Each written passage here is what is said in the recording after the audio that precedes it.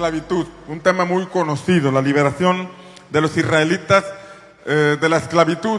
Pero llegaron al Sinaí, y al llegar al Sinaí, la palabra nos dice en Éxodo capítulo 19, que el Señor le dijo a Moisés: sube a mí a la montaña.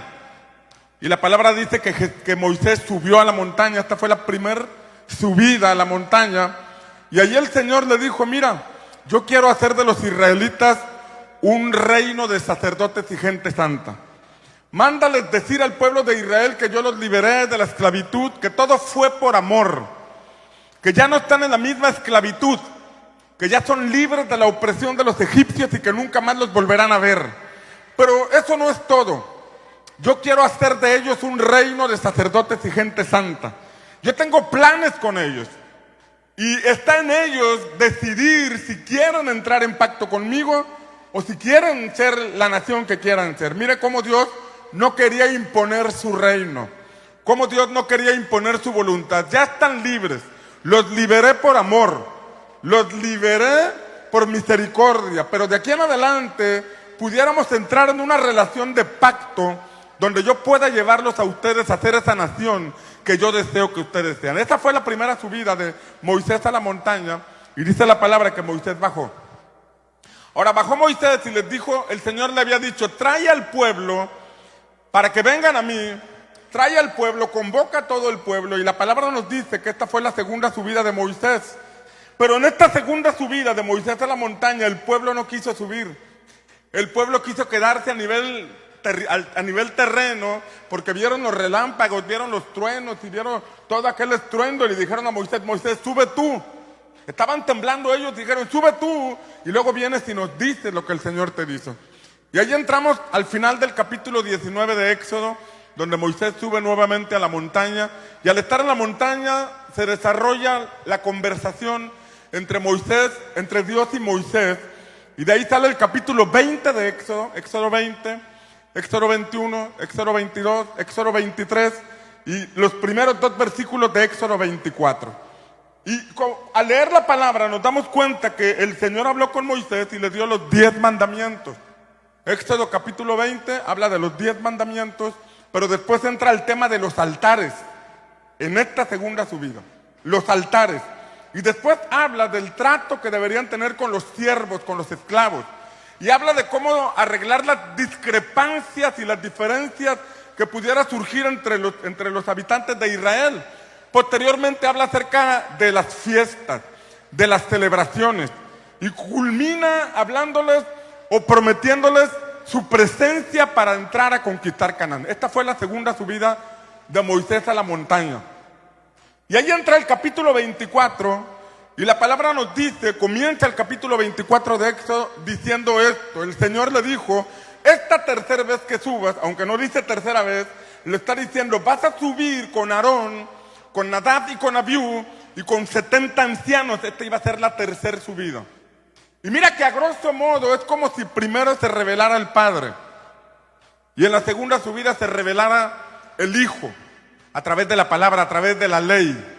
Porque dice el apóstol Pablo que la ley nos condujo a Cristo, la ley nos conduce al Señor. Pero la tercera subida, en esta tercera subida el Señor le iba a dar el diseño del tabernáculo, el diseño del arca, de la mesa, de los panes de la proposición, el diseño del sacerdote, la vestimenta. Y allí estaríamos viendo el desarrollo del ministerio del Espíritu a través de aquella tienda del tabernáculo que iban a edificar. Pero antes de ir para allá, en el capítulo 24, la Escritura nos dice esto, que Moisés bajó de la montaña, después de esta segunda subida, bajó de la montaña y le dijo al pueblo las palabras. Le dio al pueblo el mensaje de parte del Señor. E inmediatamente después dice que después de darle el mensaje, se puso a escribir esas palabras que Dios le había dado. Mira estas 2 cosas. Primero les predicó el mensaje y luego se puso a escribirlo. Dios en su sabiduría nos muestra la importancia de escuchar con atención, pero también de hacer nuestras anotaciones de la palabra. De escuchar con atención, pero después también hacer nuestras anotaciones. Porque si no eres capaz de escribir lo que estás escuchando, quiere decir que no te quedó claro un mensaje. Quiere decir que por ahí quedó algo difuso, pero cuando tenemos la disciplina de escuchar al Señor y escribir lo que Él nos dice, entonces podemos buscar que Él nos dé claridad de poder anotar y escribir todo lo que nos está diciendo. ¿Y esto a qué nos lleva? Dios le dijo a Habacuc: escribe la visión y declárala en tablas para que pueda correr el que leyera en ella. Quiere decir que si escuchamos con atención y no somos oidores olvidadizos, sino que prestamos atención para escribir y después meditar, el concepto de reino quedará más claro y de esta forma podremos correr y después volar en la visión celestial. ¿Alguien dice amén? Amén. Es importante escribir. De hecho, Dios le había dicho, o le dijo después, le dijo: cuando se levante rey, le vas a decir a este rey que tiene que hacer una copia de la ley. Tiene que hacer una copia de la ley para que aprenda a vivir en el temor y para que no se le olvide. Va a tener muchos asuntos que resolver, va a tener mucha actividad, pero tiene que darle prioridad a lo verdaderamente importante, que son los estatutos, son las ordenanzas y es la palabra del Señor. ¿Alguien dice amén? Tenemos que hacer nuestras anotaciones. Usted tiene que ir a su casa, leer las escrituras o escuchar, después de escuchar el mensaje, hacer sus anotaciones. Porque en esas anotaciones usted ya está meditando en la palabra. Usted está profundizando en las escrituras. Usted se está escarbando y en la medida que escarba, así como aquella parábola que Jesús relató del hombre que estaba trabajando en su campo, y al estar trabajando en su campo encontró un tesoro, y al encontrar ese tesoro, dice la palabra que vendió todas sus pertenencias para comprar ese territorio o ese terreno, porque había encontrado un gran tesoro. Eso mismo nos pasa cuando nos metemos en la palabra, profundizamos en las escrituras. Se te van a revelar secretos, se te van a revelar tesoros, y vas a vender muchas cosas, vas a deshacerte de muchas cosas, porque estás viendo con claridad la palabra de Dios directamente para tu vida. Amén. Amén. Dale un aplauso al Señor.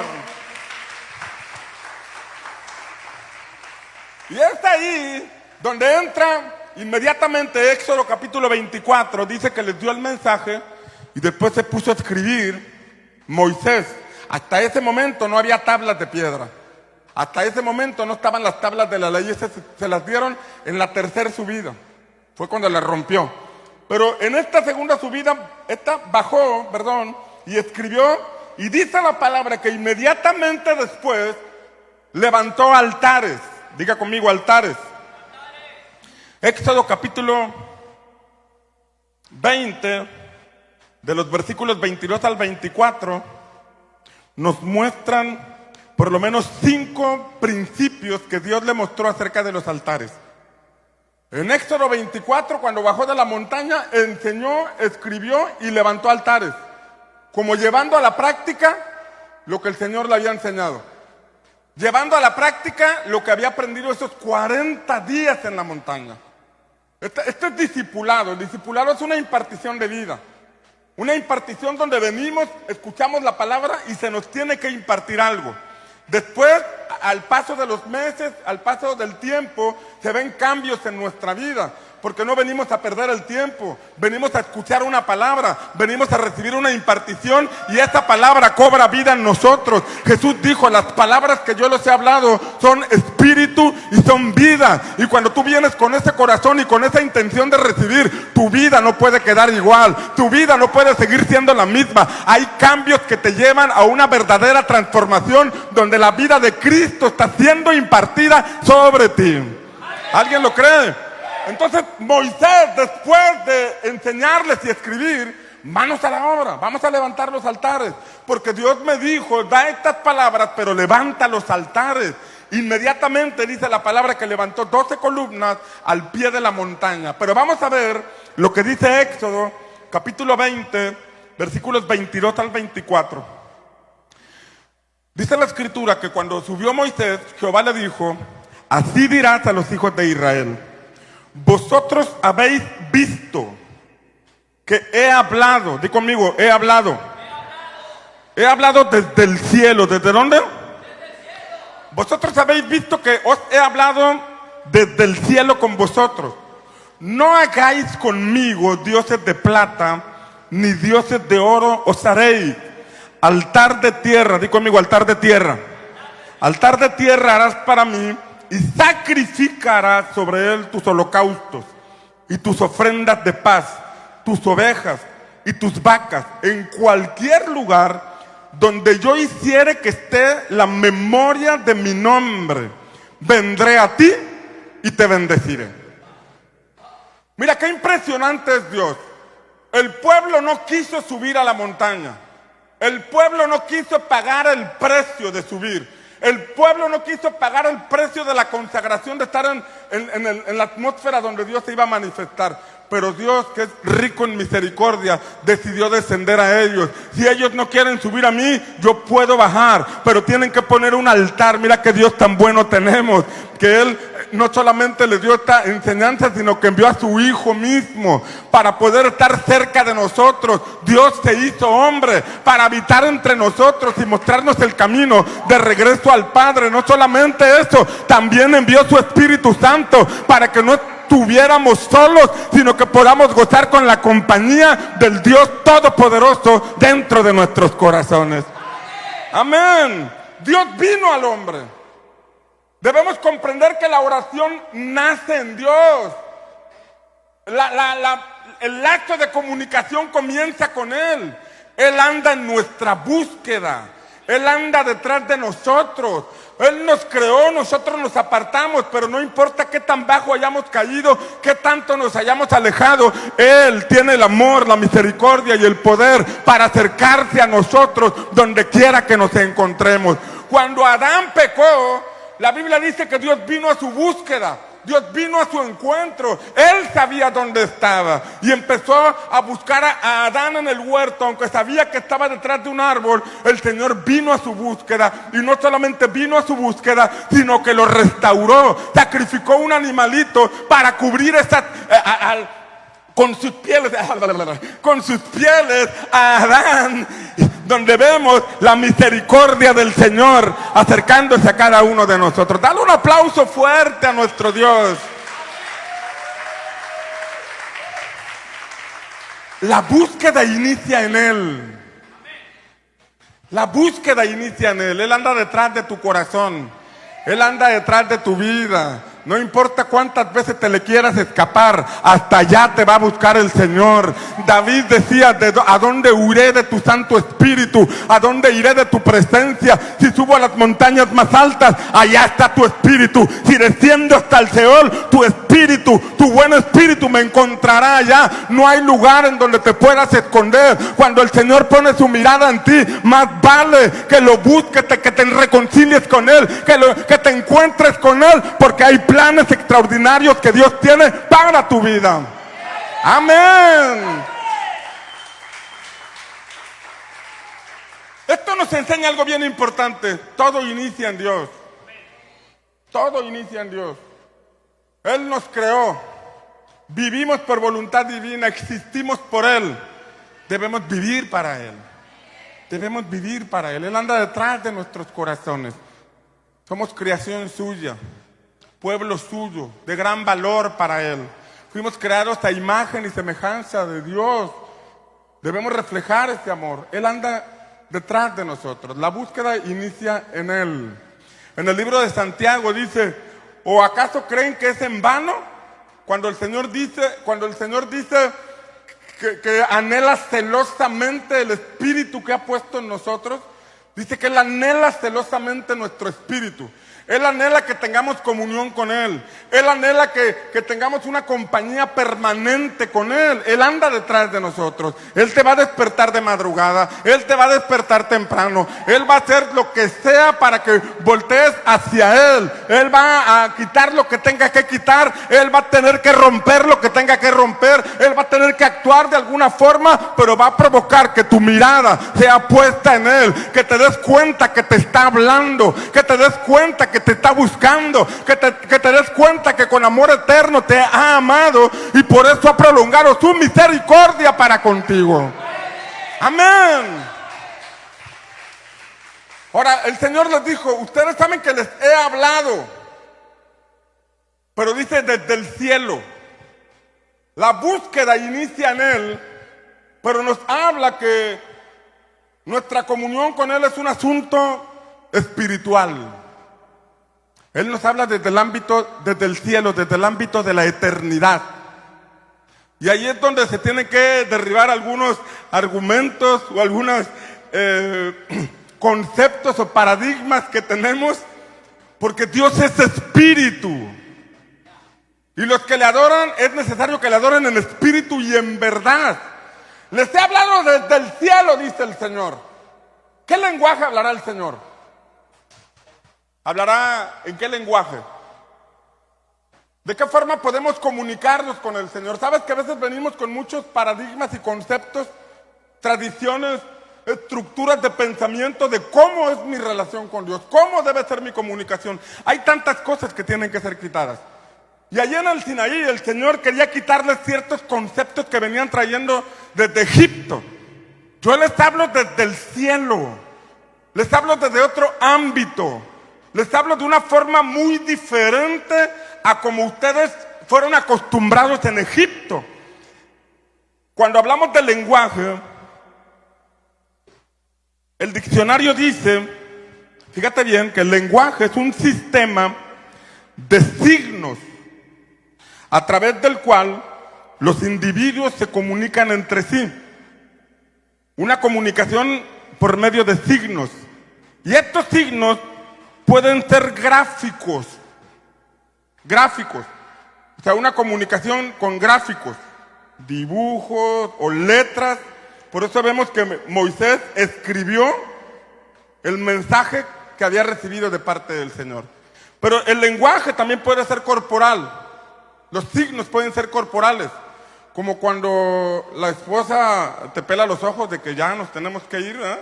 No te dice nada, pero con los ojitos te está diciendo, los ojos de pistola, como le dicen a alguien por ahí. Dice muchas cosas, ¿no? Lenguaje corporal. A través de la Pascua, a través de la figura de la Pascua, cuando sacrificaban el corderito, Dios les estaba transmitiendo un mensaje a través de ese lenguaje por medio de las figuras. El lenguaje, el tercer tipo de manera en que se puede expresar el lenguaje es a través de signos sonoros, por medio del habla o por medio de sonidos. Y los israelitas habían recibido los tres.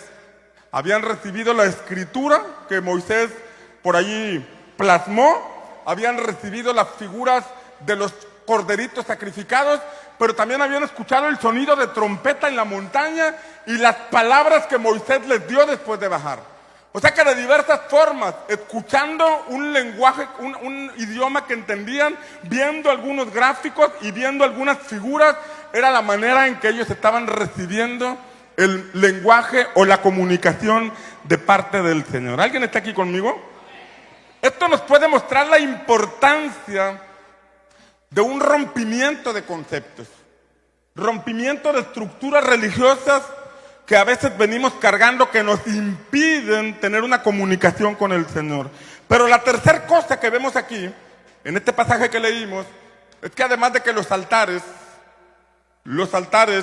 deben ser, inician la búsqueda que inicia Dios, y nos estamos metiendo a un lenguaje espiritual, que debemos entender la manera en que Dios habla. La tercera cosa que vemos en Éxodo es que Dios busca altares vivos. ¿Qué busca Dios? Altares vivos. En Éxodo 20 leímos que Dios le dijo a Israel, altar de tierra me vas a hacer. Cuando hagas un altar, cuando edifiques un altar, vas a hacer altar de tierra. ¿Qué tierra elegirías para poder levantar un altar al Señor?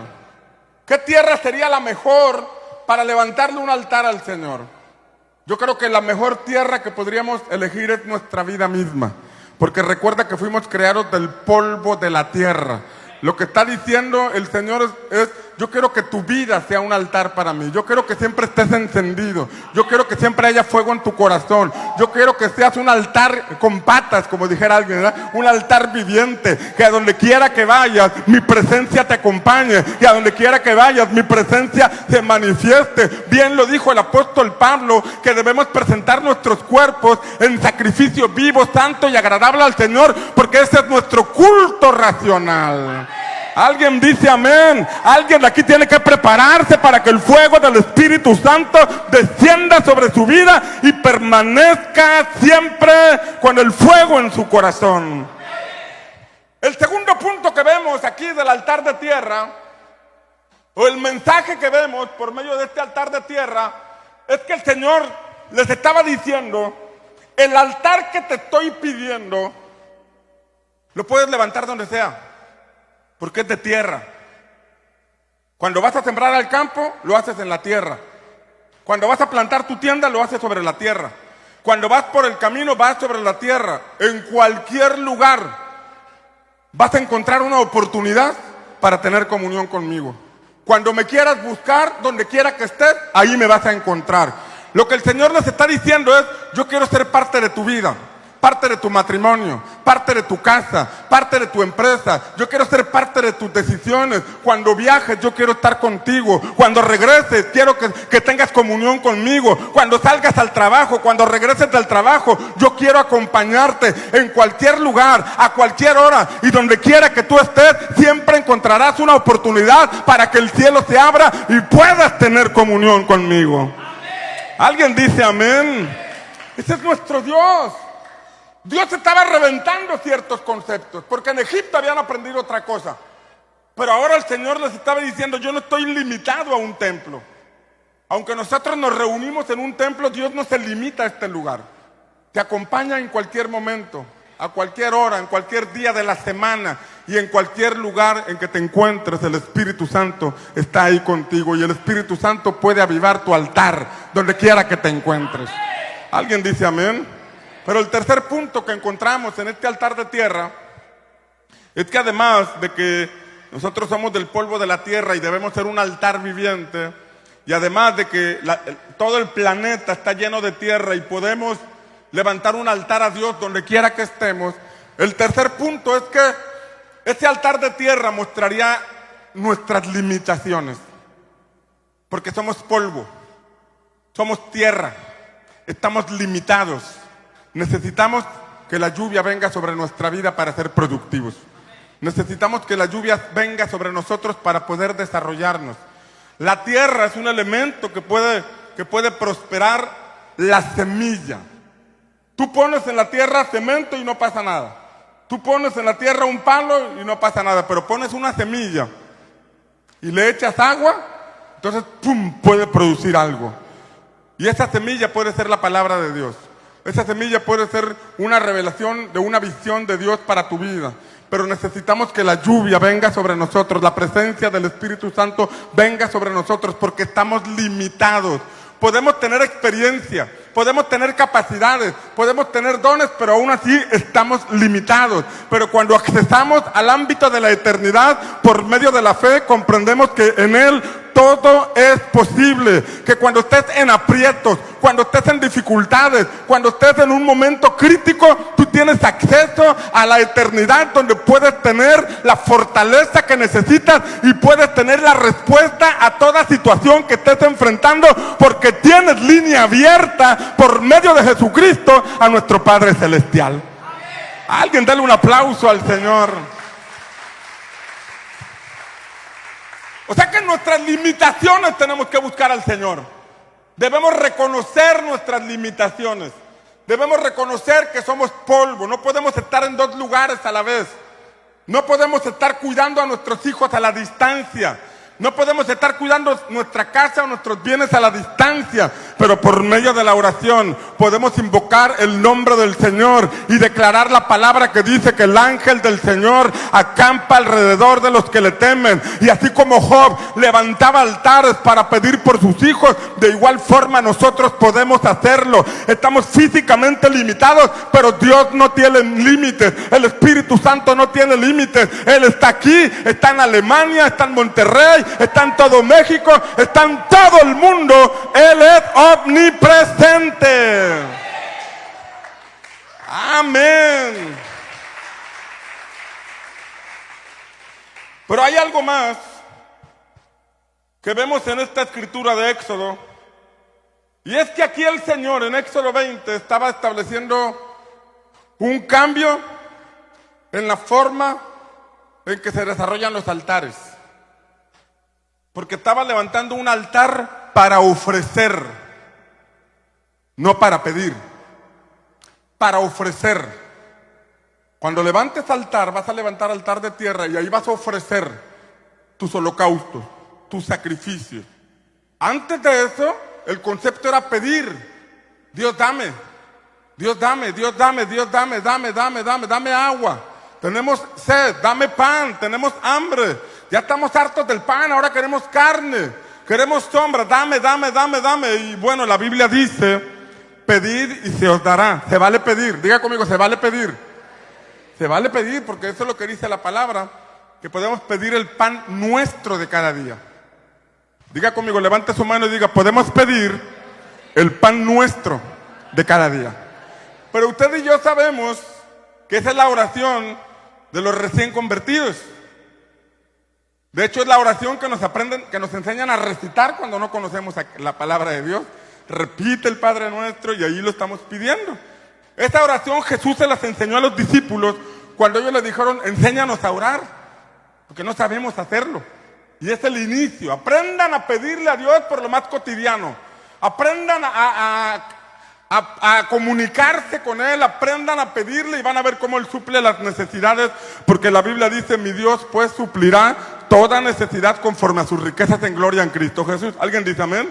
Pero llega el momento en el Sinaí en que los conceptos cambian. Y entonces cuando entendemos que Él es Dios, cuando entendemos que Él merece nuestra adoración, entonces nosotros en vez de pedirle vamos a ofrecer. Porque sabemos que Él sabe todo lo que necesitamos. Que antes de que yo diga algo, Él ya sabe lo que voy a decir, ya sabe lo que voy a pedir. Y es más, Él sabe mejor que yo lo que necesito. Yo puedo estar pidiendo con el alma, yo puedo estar pidiendo de acuerdo a la necesidad, y es Dios quien me tiene en esa necesidad para procesarme y para probarme. Y yo le estoy diciendo, suple la necesidad, y Dios me dice, pues yo te tengo ahí.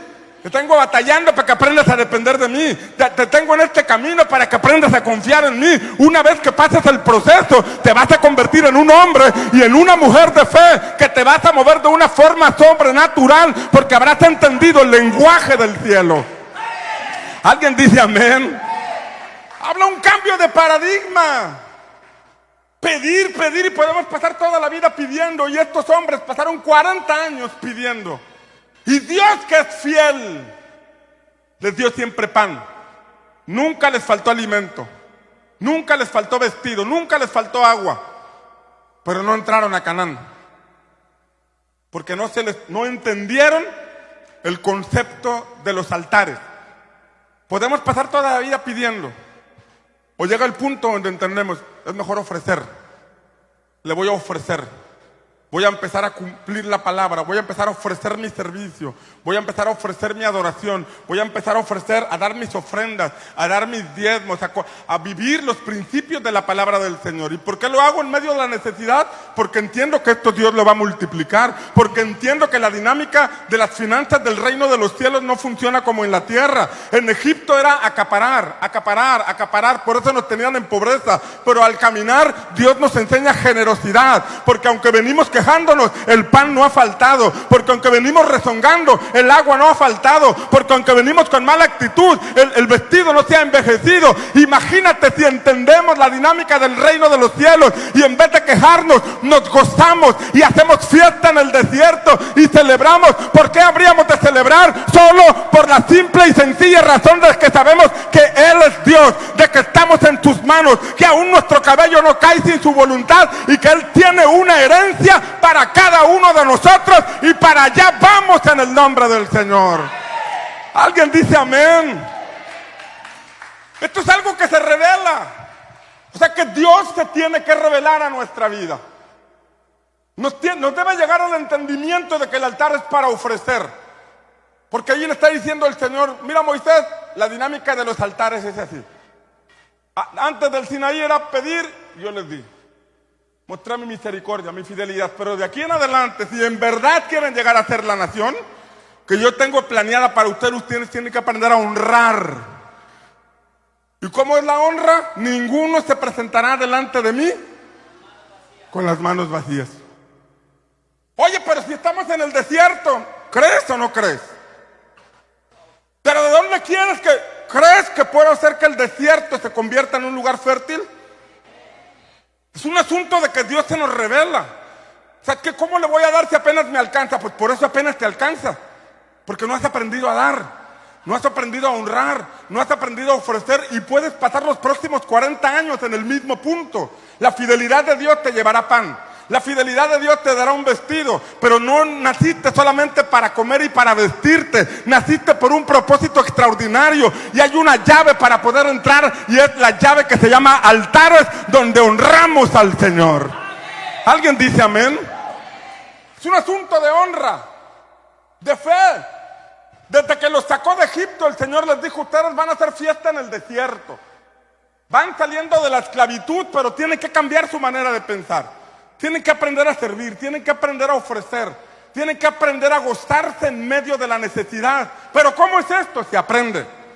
El apóstol Pablo dijo: he aprendido a tener contentamiento, cualquiera que sea mi condición. He aprendido a contentarme cuando hay necesidad y he aprendido a estar contento cuando hay abundancia. He aprendido a gozarme, a alegrarme, a servir y a estar contento cuando no hay dinero en el bolsillo, pero de igual forma me he aprendido a gozar cuando hay abundancia. Para todo estoy entrenando. Venga lo que venga, ocurra lo que ocurra, el gozo que tengo aquí nadie me lo puede quitar, porque tengo la certeza de quién está conmigo y sé a dónde voy y sé que es fiel el que me acompaña.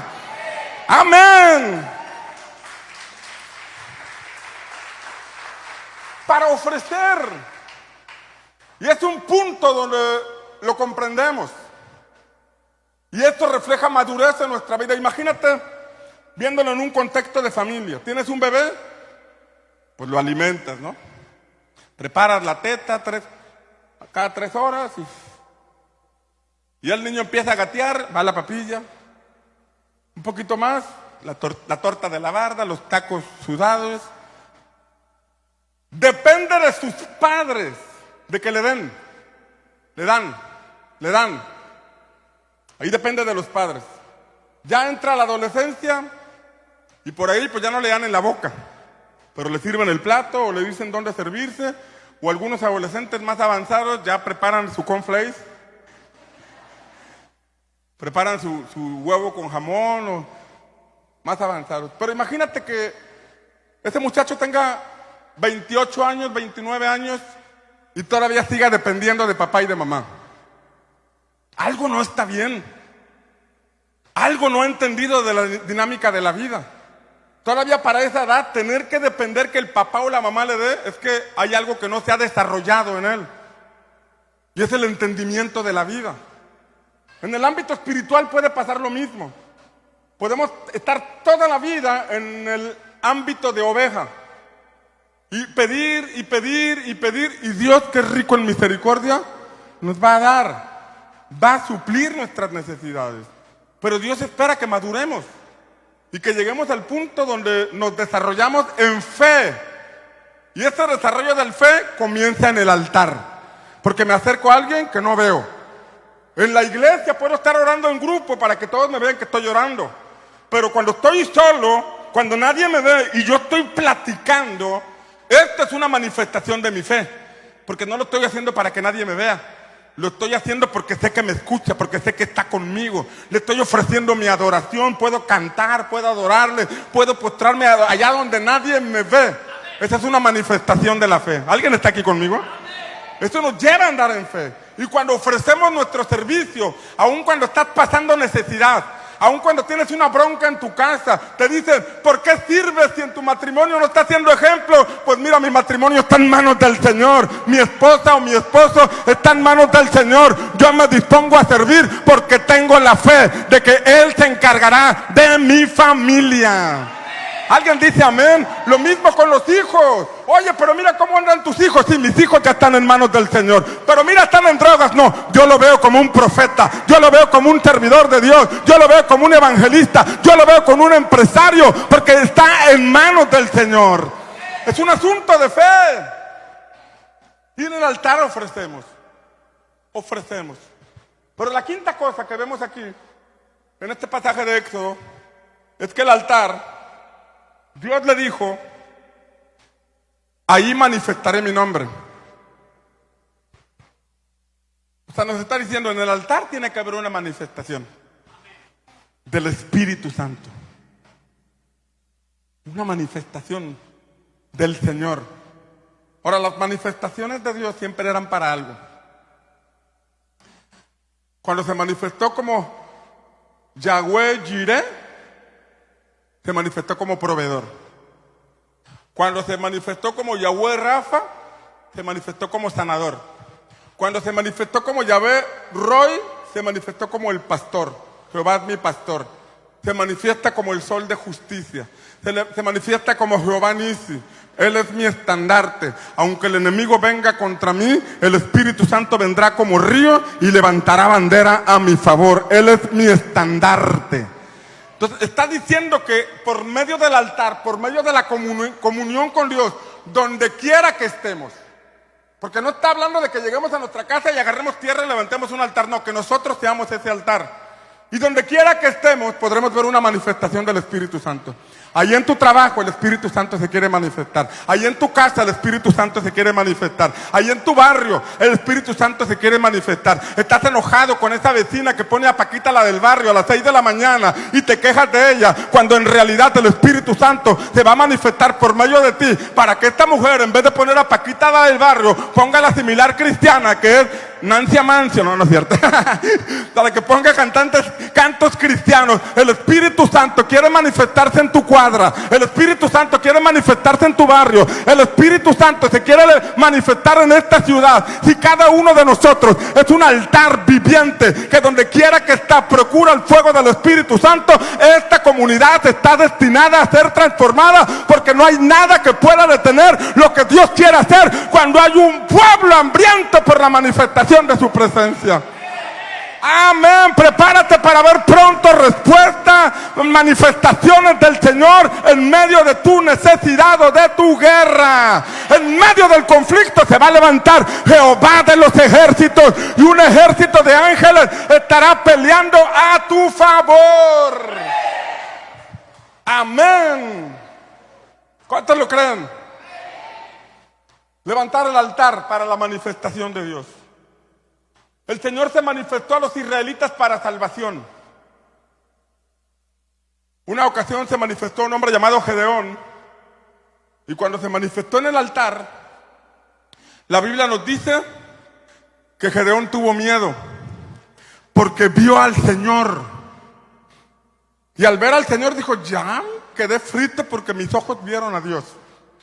Pero el Señor se manifestó como Jehová Shalom, ten paz. Lo llenó de paz. Estaban en medio de un conflicto con los madianitas, pero con ese altar Dios le impartió paz. Y mira el contexto. En el contexto, los madianitas venían sobre los israelitas y se llevaban sus cosechas, se llevaban sus bueyes, sus ovejas, animales y cosechas, y empobrecía a Israel. La Biblia nos dice que Dios les mandó un profeta para decirles, ¡hey! Se apartaron de los caminos del Señor, se apartaron del Dios eterno, busquen al Señor. Mandó un profeta. Pero luego vino el ángel del Señor y vino a buscar a Gedeón. Y la Biblia nos dice que él estaba trillando el trigo en el lagar, en un lugar donde no debería hacerse, porque el lagar es para las uvas. Pero él estaba ahí por temor a que llegaran los madianitas y se llevaran su cosecha. Era tiempo de las semillas y no era tiempo de la vendimia. O sea que estaban en el lugar equivocado para que pensaran, no, pues no hay vendimia ahorita, ha de estar haciendo otra cosa. Con ese temor vivían. Tener que esconderse. Y dice la palabra que vino el ángel del Señor. Y el ángel del Señor le dijo, varón valiente y esforzado. El Señor lo estaba viendo como lo que iba a llegar a ser. Pero Gedeón de inmediato replicó y le dijo, el ángel le dijo, varón valiente y esforzado, el Señor está contigo. Y Gedeón dijo, si el Señor está con nosotros, ¿por qué estamos así? Si el Señor está con nosotros, ¿por qué tenemos estas broncas que tenemos? Los madianitas vienen, los amalecitas, todo mundo viene y se lleva se lleva lo que nosotros cosechamos o lo que tenemos y estamos empobreciendo. ¿Dónde está el Dios de nuestros padres? ¿Dónde está el Dios del que nos hablaban? Y allí estaba la queja. Y dice la palabra que el ángel nada más miró a Gedeón, así como diciendo, híjole, este cuate anda bien desorientado, ¿no? Lo miró, no sé si con ternura, y híjole, tú estás aquí con la queja, y si supieras el potencial que hay en ti, si supieras para qué naciste, si te lograras ver como lo que vas a hacer. Dice que lo miró, me llamó la atención cuando leí esta parte, dice que el ángel lo miró. No sé si con ternura o con compasión, pero lo miró y le dijo, ve con esta tu fuerza, porque yo estaré contigo. Se le manifestó el ángel del Señor. Entonces Gedeón entró en razón. Y fíjate lo que hizo. Le dijo al ángel del Señor, no te vayas de aquí. Déjame ir por una ofrenda y voy a presentar un altar. No te vayas de aquí. ¿Y qué le dijo el ángel? No, hombre, no es necesario que traigas ofrenda. No, hombre, nomás tú haz lo que yo te digo, la ofrenda no. No, el ángel le dijo, ven, aquí te espero. Ven, aquí te espero. Yo me acuerdo cuando iniciamos el ministerio, y lo compartía con un discípulo esta semana, cuando empezamos el ministerio, yo no quería enseñar de diezmos y ofrendas, porque decía, pobrecito, se está batallando mucho, y yo todavía voy para pedirle la ofrenda y el diezmo. Y así estuvo un tiempo sin pedir ofrenda ni diezmo, hasta que un predicador que invitamos me dijo, les estás haciendo mal, porque les estás privando de un principio que la Biblia enseña, Dios enseña, no es un asunto tuyo. Y si tú no les enseñas los principios que les pueden traer bendición y prosperidad, tú les estás bloqueando la bendición. ¡Paz! Me quitó el argumento, es cierto. Pues la forma de salir de esta situación es cuando aprenden a honrar a Dios, porque eso implica que vas a poner orden en tus finanzas y esa honra que le das a Dios se va a traducir en bendición para tu vida. ¿Cuántos dicen amén? Pero es un principio que se nos revela. Y Gedeón lo tenía claro. O sea, tú eres Dios, espérame, no te vayas sin que traiga mi ofrenda. Y dice que fue a traer panes. Y trajo un cabrito. Era de Monterrey, yo creo. Trajo panes y un cabrito. Y si algo estaba caro en ese momento, era el pan y los cabritos. Porque venían y los robaban. Si algo había de mucho precio, eran los panes y los cabritos. Y la palabra dice que Gedeón ofreció en el altar y que de pronto el ángel se metió en la ofrenda, puso el báculo y el fuego se avivó y Gedeón pudo ver que era Dios. Esta parte tiene que ser revelada porque tal vez él lo veía como una persona más, es un predicador, es alguien que viene a darme una palabra, pero cuando se metió al altar, cuando se metió en el fuego, dijo, wow, es el Señor, es el Espíritu Santo. Detrás de esta persona que yo pensaba que era una persona, estaba el Espíritu Santo. Por eso Pablo dice que algunos sin saberlo hospedaron ángeles. Recibieron a personas pensando que eran personas, pero en realidad eran ángeles. Así le pasó a Abraham. En el tiempo en que su esposa no podía tener hijos y estaba pasando el tiempo, dice la palabra que Jehová vino a él. La Biblia dice que era Jehová, pero Abraham no sabía que era Jehová. Simplemente llegaron 3 personajes a su casa y cuando llegaron a su casa, él les ofreció de comer, él les lavó los pies y después de esa ofrenda, dice que el Señor preguntó por Sara, ¿dónde está Sara? Porque tengo una palabra para ella, pronto va a tener un hijo, de aquí al cumplimiento del tiempo vendrá un hijo. Honrar a Dios, adorar al Señor, ofrecerle al Señor provoca que los cielos se abran y su bendición se desate sobre nuestra vida. ¿Alguien lo cree? Entonces cuando nosotros damos ofrenda o damos diezmo, no tenemos que hacerlo por obligación. ¿Sabe que hay gente que le puede dar fielmente su diezmo, pero no lo hace con fe? Es importante darlo con fe. No lo hacemos por obligación, no lo hacemos porque es que soy líder y tengo que hacerlo. No, nadie ve la lista, es más, porque es un asunto entre tú y Dios. Y es un asunto de fe. La Biblia dice y yo lo creo. La Biblia dice y yo lo hago. Es un principio espiritual en el cual creo. Así estaba Gedeón y ofreció. Y entonces dice la palabra que después de esa ofrenda, el Señor le reveló algo muy importante. El Señor le dijo, mira, no dice estas palabras, pero le iba a mostrar la raíz del problema. Vas a ir a tu casa, vas a tomar el toro de tu padre, el novillo de tu padre, y vas a tomar un novillo de 7 años y vas a derribar el altar de Baal que está en tu casa, que es de tu padre, y vas a cortar el árbol de acera. Y después vas a tomar el segundo novillo, el de 7 años, y lo vas a sacrificar y vas a quemarlo con la madera de ese árbol de acera. Fíjate bien, Dios estaba quebrantando una potestad de pobreza, pero se le reveló después de que él entendió que era Dios a quien le estaba dando. Le damos y se nos revela, esto es de Dios. Y entonces viene la revelación de los códigos. En tu casa está este problema, derríbalo. Pero ¿sabes una cosa? Agarrar el novillo de 7 años. Imagínate, un novillo de 7 años te va a presentar resistencia. Lo tienes que agarrar de los cuernos, tienes que hacer uso de fuerza, lo tienes que someter. La ofrenda no se va a dejar. La ofrenda va a presentar resistencia. La ofrenda de rompimiento va a provocar que tú le pienses y le pienses y le pienses. Te va a rehusar, no va a querer venir. Pero es ahí donde está el asunto. Si logras dominar ese novillo de 7 años que está fuerte, que te ha dominado, que se ha levantado en tu familia, que ha traído pobreza, que ha traído maldición. Si lo logras someter y lo ofreces en el altar, entonces serás libre de esta situación. ¿Alguien está aquí conmigo? A alguien muy pronto se le va a revelar ese novillo de 7 años. A alguien muy pronto se le va a revelar ese novillo que ha presentado resistencia. Lo vas a presentar en el altar y va a haber un rompimiento en tu vida, un rompimiento en tu matrimonio, un rompimiento en tus finanzas, un rompimiento en todo aquello que está afectando tu vida y que te impide avanzar. ¿Alguien lo cree?